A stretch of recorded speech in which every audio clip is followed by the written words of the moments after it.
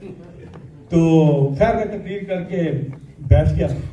अब मुझे नहीं पता था कि मैंने अच्छी तकरीर की है, क्या बोला, क्योंकि मैं काम पी रहा था। अब इमरान खान जिनको हम क्रिकेट में देखते थे वो सामने है, तो मुझे बड़ा मेरी कांपे टांग रही थी, लेकिन आई एम श्योर मैंने उस कांपे टांगी वाली से फिर भी बेहतर तकरीर की होगी,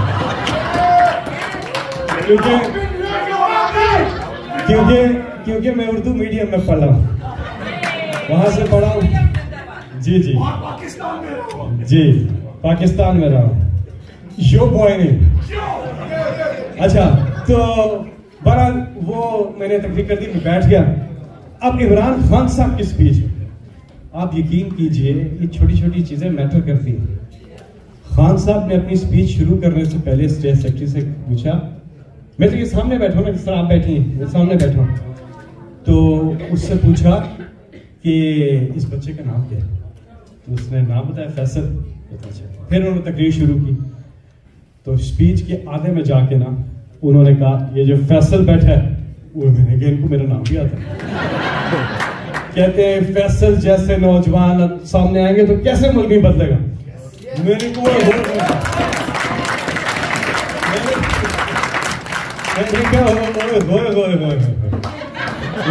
मुझे तो नींद ही नहीं आनी है रात, क्या मुझे अब पूरा महीना नींद नहीं आनी है। मेरे एग्जाम्स आ रहे थे, तो मैंने कहा अम्मी ने तो बड़ा डांटना है मुझे, तो मैंने कहा अच्छा, मैं इतना मोटिवेट हुआ। तो जब खान साहब निकल रहे थे अपनी तकरीर खत्म करके, तो मैं आगे जाके खड़ा हो गया। तो फिर उन्होंने कहा वेल डन था। मैंने कहा मैंने अब करना क्या है? तो देखा तो मेरे दफ्तर आओ, वो दिन और आज का दिन मैं उनके साथ हूं।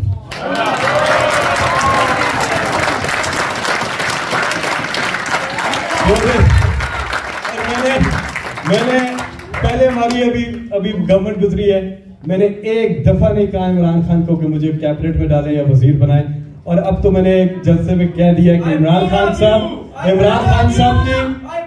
की गवर्नमेंट तो आएगी, वो वजीर आजम बनेंगे, लेकिन मेरे जैसे नौजवान अपोजिशन में चले जाएंगे, अपनी पार्टी पे चेक रखेंगे, तहरीक इंसाफ पे कोई कैबिनेट में नहीं जाएंगे, मैं कैबिनेट में नहीं जाऊंगा। पहले देखिए, अल्लाह ताला ने भी इसलिए आपके इसी चीज में मजा रखा हुआ। ये भी I am being selfish when I से दिस। जो सेल्फलेसनेस इंसान करता है ना, जिंदगी में दिखाता है, तो वो होता सेल्फिश ही है, क्योंकि इससे आपको अंदर कोई ताजगी सी मिलती है, और आपको जो कुड़ होती है ना, वो नहीं हो रही होती, क्योंकि आपने कुछ मटीरियलिस्टिक अप्रोच ही नहीं होती। तो आप कहते हैं चलिए तुम आगे चले जाओ, तुम चले जाओ, मुझे तो कुछ चाहिए नहीं ना। अगर तो ये आई एम सेल्फिश बना इससे, लेकिन जो सेल्फलेस डिवोशन के साथ जो लोग काम करते हैं, उनकी तो खुशी अलग होती है। तो यही मैं चाहता हूं कि हम सारे इमरान खान साहब के साथ किसी मटेरियल की वजह से ना हो, हम इमरान खान साहब के साथ इसलिए हो कि हमें सवाब मिले, हम नेक। अल्लाह ने कुरान मजीद में इरशाद फरमाया कि compete with each other in performing good deeds। एक दूसरे पे सबकत हासिल करो नेक काम करने में। उसमें मैं जेलस हूँगा आपसे कि आप मुझसे ज्यादा क्यों क्या कमा रहे हैं। मैं ज्यादा चैरिटी दूंगा, मैं आपसे बढ़ के ये करूंगा, मैं नेक काम ज्यादा करूंगा। इसमें आप एक दूसरे से अगर जेलसी है आपको और आप कंपीट कर रहे हैं, फिर तो ठीक है। लेकिन दूसरी तरफ अगर इमरान खान साहब के साथ आज भी, जरूरी तो नहीं 100% तहरीक इंसाफ में सारे दूध के धुले हुए ऐसे है कि आपको समझ आ जाएगा। लेकिन सुने, ये लीडर होता है।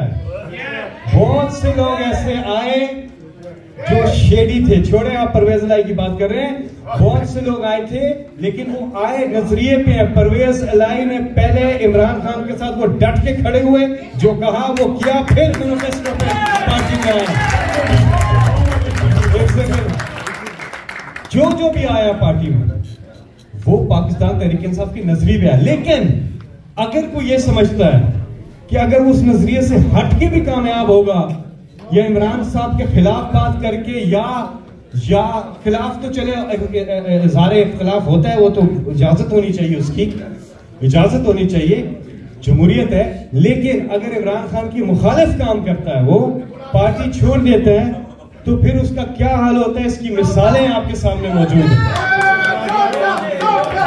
तो कहने का मकसद ये है कि खान साहब के साथ हम पाकिस्तान की वजह से और पाकिस्तान के लिए हैं, इसलिए अपनी जात को अगर देख के जिंदगी गुजारेंगे तो वो कामयाबी नहीं मिलेगी। एक और राय मैं आपको बताता चलूं कि जब इमरान खान साहब ने पीटीआई का ये जो सफर है, इसका आगाज किया था 1996 में, तो पार्टी में जो पहला इलेक्शन आया 97 में, तो कोई सीट नहीं जीती, कोई और होता गिव अप कर जाता। इमरान खान डटे रहे, डिटर्मिनेशन दिखा। 2000 घबराना नहीं है बिल्कुल। 2002 इलेक्शन एक सीट जीते, कोई और होता छोड़ देता। 2008 का तो बाइकआउट किया। तो इमरान खान साहब की ये डिटर्मिनेशन थी और लगे रहे 22 साल उन्होंने स्ट्रगल की और फिर जाके मुल्क के वजीर आजम बने। लेकिन एक बात मैं आपसे जरूर करना चाहूंगा, चाहे मुझसे कोई एग्री करे ना करे, क्योंकि ये मेरी राय है, मेरी पार्टी की शायद ये राय ना हो, मैं ये समझता हूं कि जो पाकिस्तान में इस वक्त मौजूदा जो निजाम है, जिसे इनडायरेक्ट डेमोक्रेसी आप कह सकते हैं, ये पाकिस्तान में नहीं चल सकता। पाकिस्तान में अगर कोई निजाम चल सकता है जो हमने कभी भी ट्राई नहीं किया, वो है डायरेक्ट डेमोक्रेसी। उसकी मिसाल मैं आपको देता हूं। जो चीफ एग्जीक्यूटिव है, चाहे वो सूबे का है या चाहे वो वफाक का है, सेंटर का है, वो डायरेक्ट वोट से इलेक्ट हो पब्लिक के। आप डायरेक्ट वोट दे रहे हो, इस तरह नहीं सर, आप आगे तकरीर कर, मैं आपको बता रहा हूं, इस तरह नहीं। जिस तरह आप नुमाइंदे अपने भेजें, जो नुमाइंदे हैं वो आगे जाकर के, आपने एक नुमाइंदा भेजा अपना पार्लियामेंट में और उसको अमानत दी ना, और वो जाके लोटा बन जाता है, अमानत में खयानत कर देता है, तो लोटों के और नोटों की सियासत खत्म हो जाए, डायरेक्ट वोट हो और नीचे एक तगड़ा लोकल गवर्नमेंट निजाम हो। पार्लियामेंट अपनी जगह रहेगी, नेशनल असेंबली और बाकी वो रहेंगे, लेकिन उनका काम होगा लेजिस्लेशन करना। बाकी जो भी चीफ एग्जीक्यूटिव आता है डायरेक्ट वोट से, वो अपनी टीम बनाएगा और डिलीवर करेगा आवाम को। ये मेरी राय है कि पाकिस्तान में डायरेक्ट डेमोक्रेसी होनी चाहिए। और आपने ठीक बात की कि उसका एक रास्ता है कि हम इस्लामी सदारती निजाम जो है उस पर बात करें, पाकिस्तान में डिबेट करवाएं उस पर। आज तक डायरेक्ट वोट के जरिए सदारती निजाम या मार्शल आते रहे हैं, या फिर सदर अयूब का जो इलेक्शन था वो इलेक्टोरल कॉलेज के ऊपर हुआ था, डायरेक्ट वोट से नहीं हुआ था। तो डायरेक्ट वोट से पाकिस्तान में ट्रू रिप्रेजेंटेशन होगी। आर्टिकल 63A सुप्रीम कोर्ट के फैसले के बाद भी अगर हम पार्लिमानी सियासत को स्ट्रेंथन नहीं कर सकते, तो हमें निजाम की तब्दीली पाकिस्तान में लानी चाहिए। आगे क्या होगा सब फिक्रमंद है। मैं आपको एक बात बताऊं, पाकिस्तान के हालात के बारे में आप सब कंसर्न हैं और जायज बात है ये कि फिक्र है आपको, लेकिन जितना मुश्किल वक्त देखा है पाकिस्तान ने ह्यूमन राइट्स वायलेशंस के हवाले से, आज़ादी राय के ऊपर पाबंदियों के हवाले से, और पिछले 9-10 महीने में जो तहरीक इंसाफ के साथ जो कुछ हुआ, हमारी खवातीन, हमारे लोगों के ऊपर, सबके ऊपर। इमरान साहब सुबह रोज उठते नाश्ते में एक FIR आ जाती है, डेली बेसिस पे उन पे FIR, दहशतगर्दी के पर्चे। क्या नहीं हो रहा पाकिस्तान में, हर लिहाज से नाइंसाफी हो रही है। कोई छोटी सी बात करता है तो वही हो जाती है किसी की। उधर वो क्या क्या नहीं कर रहे और कोई उनको पूछ भी नहीं रहा। जजेस के खिलाफ, सबके खिलाफ बातें करते हैं। तो बहरहाल 8-9 महीने में जो कुछ हुआ, मेरा ईमान है कि मुश्किल वक्त पाकिस्तान ने देख लिया, अब आसानी आने वाली है। और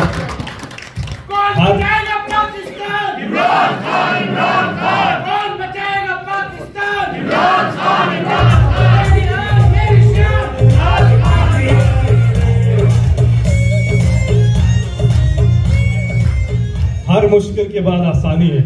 भाई आप मेरे साथ पाकिस्तान जा रहे हैं, मैं अब तो जलसा आपके बगैर कर ही नहीं सकता।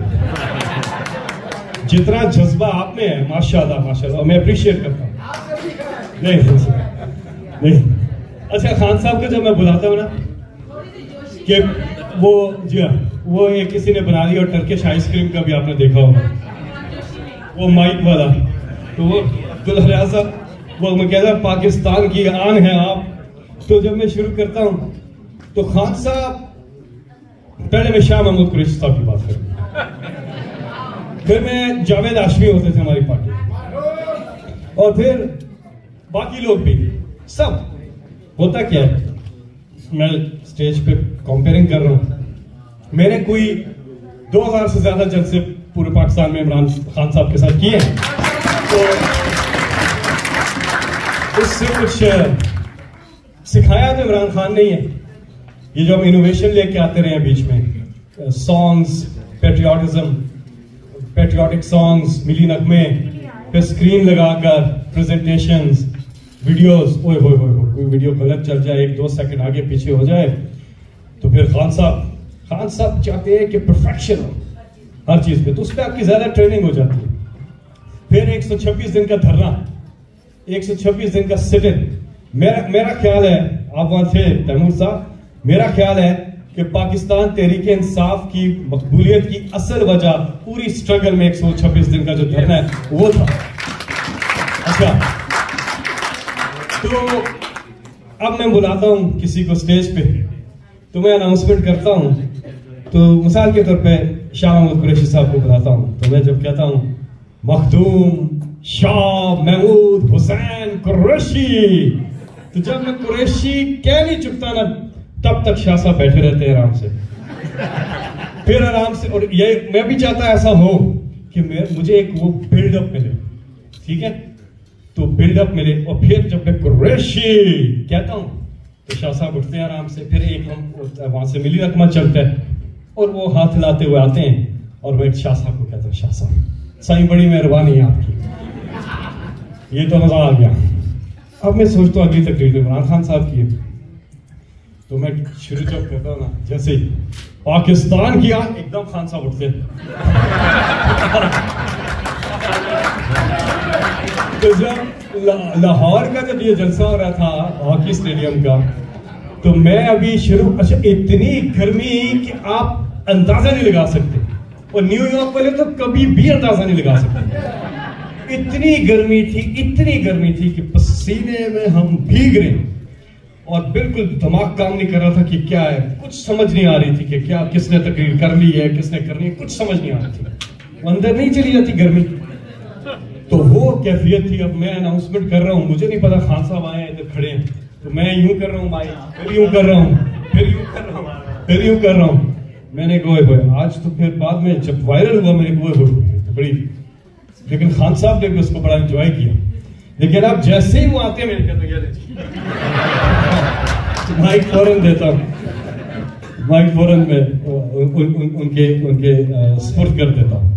बड़े बड़े किस्से हैं इंटरेस्टिंग, क्योंकि ये सफर जो रहा तहरीक इंसाफ का, क्योंकि न्यूयॉर्क में इस तरह से आपसे पहली बार मुलाकात हुई, पहले जो कि कैपिटल वन अरीना में आप सब आए थे, वहां आई एम श्योर सभी साथी आए होंगे। तो कौन कौन आया था, हाथ खड़ा करके? अच्छा, तो वो हाँ दिलचस्प किस्से सुनाते हैं आपको। तो वो कैपिटल वन अरीना में, यकीन करें उस वक्त पूरा अमेरिका, मैं खुद कनाडा भाई की तरफ, मैं वहां से नॉर्थ अमेरिका से काफी लोग गए। तो जब मैं जा रहा था अपना रियाज साहब, रास्ते में उसी तरह रैलियां, बसें मिल रही थी जिस तरह हमारे पाकिस्तान में होता है। और यहाँ अमरीकी भी परेशान थे कि ये क्या हो रहा है। और आपको पता है किसी भी डायस्पोरा का, किसी भी ओवरसीज कम्युनिटी का अमेरिका की तारीख का सबसे बड़ा मजमा था। अदर देन अमेरिकन, किसी का भी बाहर की कम्युनिटी का पॉलिटिकल एक जगह पर दुनिया की, इसकी तारीख में, अमेरिका की तारीख में, दुनिया की तारीख में सबसे बड़ा इवेंट था। और ज़ाहिर उसको आप लोगों ने कामयाब बनाया। मैंने कहा था जिस तरह मीनार पाकिस्तान 2011 लाहौर का जो आलम था वही उस दिन उसकी याद आ रही थी जो हुआ 2019 में, जी, कैपिटल वन अरीना में। आप सबका बहुत बहुत शुक्रिया। आपसे बात करके आपसे बहुत अच्छा लगा। दिल चाह रहा है कि मजीद बातें करूं आपसे, कुछ किस्से कहानियां इंशाल्लाह फिर कभी आपको सुनाएंगे। लेकिन जाते जाते एक बात जरूर करूंगा कि देखिए, हम अगर सब वो कहते हैं ना, नीयत साफ हो तो बेड़ा पार। इमरान खान साहब इस मुल्क के लिए, हमारे आने वाली नस्लों के लिए एक जंग लड़ रहे हैं, एक जिहाद कर रहे हैं। मैंने खान साहब को कहा, ये जो पिछले 9-10 महीने में इतने जलसे हुए पूरे पाकिस्तान में हम फिरे। मैंने खान साहब को कहा एक चीज बॉस, मैंने कहा बॉस, एक चीज जो आपसे हासिल है हमारा, मेरे जैसे नौजवानों का, वो हासिल है कि आपने जिन अल्फाज, जिस आसानी से ला इलाहा इल्लल्लाह मोहम्मद रसूलुल्लाह का मतलब समझाया है, आपने अल्लाह ताला और आका दो जहां हजरत मोहम्मद मुस्तफा सल्लल्लाहु अलैहि वसल्लम की जिस अंदाज में नौजवानों में जिस तरह से आपने तालीमात देने की कोशिश की है, एक एफर्ट की है छोटी सी, और खास तौर पे आपने जो इस मुल्क को आजादी का एक जो कॉन्सेप्ट है वो समझाने में अपना जो किरदार अदा किया है, हमारा सबसे बड़ा हासिल वो है। हमारा सबसे बड़ा हासिल है कि आपने हमें समझाया कि ला इलाहा इल्लल्लाह क्या है। खौफ के बुत तोड़ने हैं, पैसे के बुत तोड़ने हैं, और एक अल्लाह, अल्लाह की सिवा किसी के सामने नहीं झुकना। ये बात वो 96 से कर रहे हैं, लेकिन आज जाके हमें ज्यादा समझ आई है कि क्या उन्होंने कहा था 96 में कि ना इमरान खान अल्लाह के अलावा किसी के सामने झुकेगा और ना अपनी कौम को किसी के सामने झुकने देगा।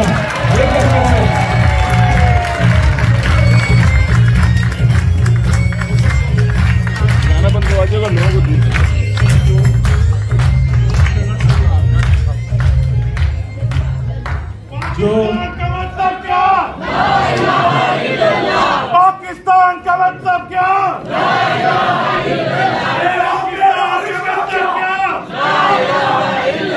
पाकिस्तान का मतलब क्या?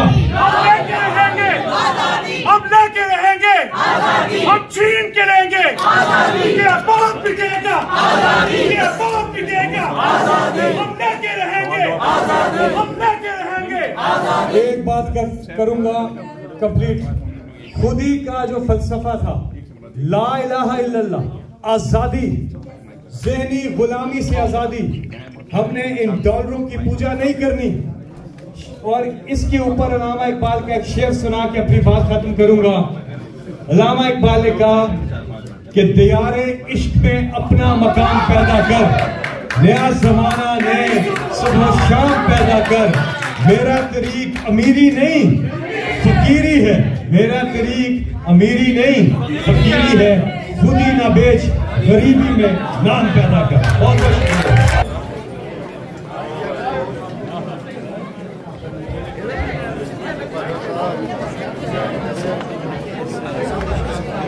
We will have a little session for areas. You will have everyone.